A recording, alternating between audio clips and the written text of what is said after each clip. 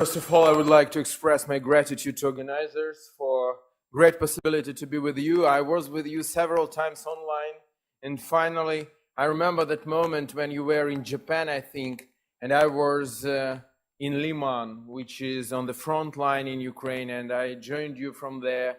And I think it was important because what's going on in Liman, what's going on now in Avdiivka, what's going on now on the left bank of Dnieper River is something which will define the future of the world for next decades. You know, the topic is what we should do with this authoritarian axis of evil that we see today in the world. And my answer is very clear. We need to make not declarations, but tanks. Not declarations, but drones.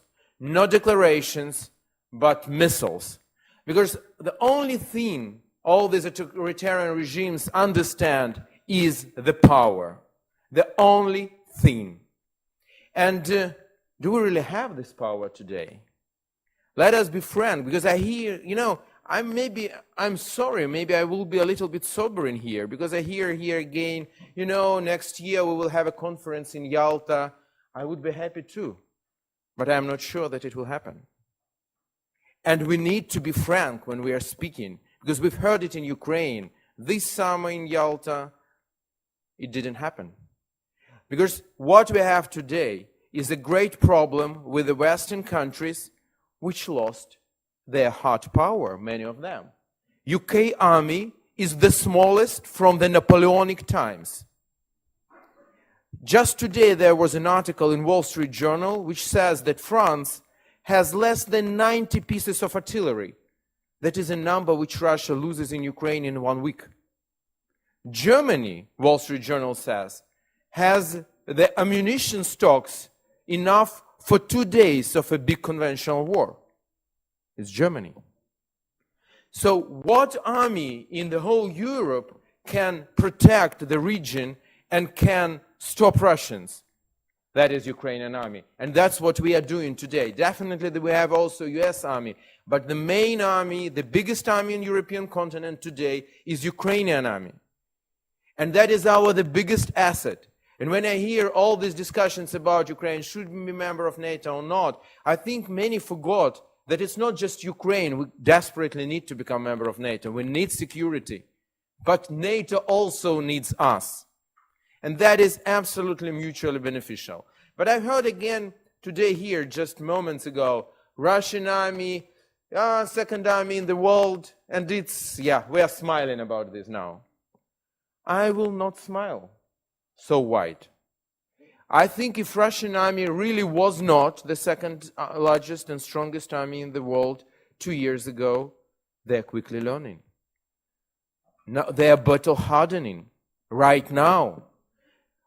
Tell me what armies in the world have a battle experience of 21st war. It's just 2 armies in the world. Of big war, of modern warfare, it's just Ukraine and Russia.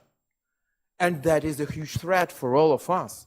So we can't be, you know, asleep, feeling that, okay, Putin showed he's not so strong. Because many people, they don't care about Ukraine, let us be frank. They don't care about Chechnya, Ichkeria, they don't care about Tatarstan, they don't care about these nations. They think, okay, if Putin is so weak, he is not a real threat for us, so we can continue to ignore this threat, how it was happening for years. And that's something which I want now to ring the bells. Russia is now much more dangerous than it was 2 years ago. Much more dangerous, because their army is battle hardened, because their economy is on war footage, because there is no more constraints for Russia. They don't care about international law. They don't care about any sanctions, because unfortunately they decided that they survived sanctions. The big question is why the sanctions are so weak. It's another story for another big conference. But the fact is Russia survived the sanctions. In the third quarter they have plus 5% in their economy. It doesn't look as an economical disaster, really.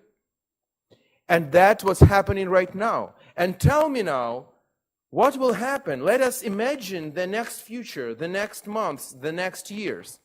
So hostilities in Ukraine finish in some way. If Russia will continue to control substantial part of Ukraine, that will mean that Putin will be emboldened. And tell me, please, after this, will Putin come back to peaceful life? Will he take these hundreds of thousands of people back to Moscow? Never. He will start a new war. The next victims could be Kazakhstan, Georgia, Armenia. He will not start with Article 5 countries. He will start with other neighbors without Article 5. But after this, if he will be again successful, he will try Article 5, sooner or later. And that is a clear way to nuclear war. So I'm not smiling right now, because Ukraine we are bleeding every day in very severe way. It's very difficult what we have today in our country. And the only way to act today is to stop Russians now. That's my address to the West, that's my address to the civilized world. But that is my address also to colonized nations of Russian Federation. Because in reality, I see that many of them are waiting for Ukrainian victory to become free. I'm sorry, this will not happen like this. This will not happen like this. Now you have unique window of opportunities. Chechens, Avars, Ingushi, Tatari, Buryati, all nations, you have unique window of opportunities. Yes, Russia is very much involved in Ukraine. Their best forces are there. But this window of opportunities is closing on our eyes. And the moment, half year ago, Russia was much weaker. And if half year ago something would start in Caucasus region, that could be the end of Russia. Still it is possible. What will be in 1 year, I don't know.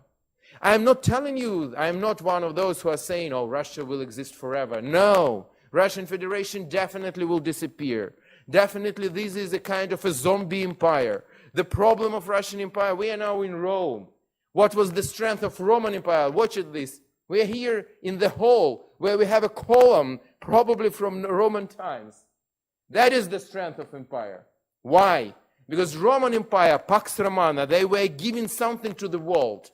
They did not even need legions to come, because they were giving civilization to many nations, and by these they were expanding.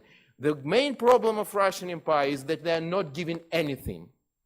They are not, even Soviet Union was given at least the idea of some social justice, of some new world and new human. What Russia is selling? Strange mix and cocktail of Stalinism, Orthodox Church, and Putin's craziness and conspirology. So definitely, this empire will fall apart. But the question is when. And it's not that it will happen tomorrow or in 1 year. That can happen in 10 years, in 15 years. But these 10 or 15 years will be years of incredible and awful suffering of millions and millions of people, including those who are Russian citizens today.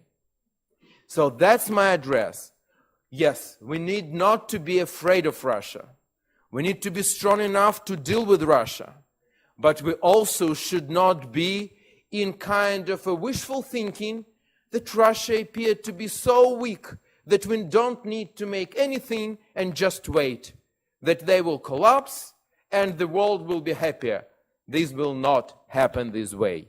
Or we will act, or we will do what we can, or nothing will happen. They will destroy next nations, and they can do this. They can wipe out new ethnicities from the map of the world, which is absolutely, that would be a catastrophe for all of us. So I address to you, I ask you to be sober enough. I address to you that we need to stop this monster right now. And this is the best moment. And this moment is bought by thousands of lives of Ukrainians who are fighting today courageously for their country, but not only for ourselves, but for all of you. Thank you very much.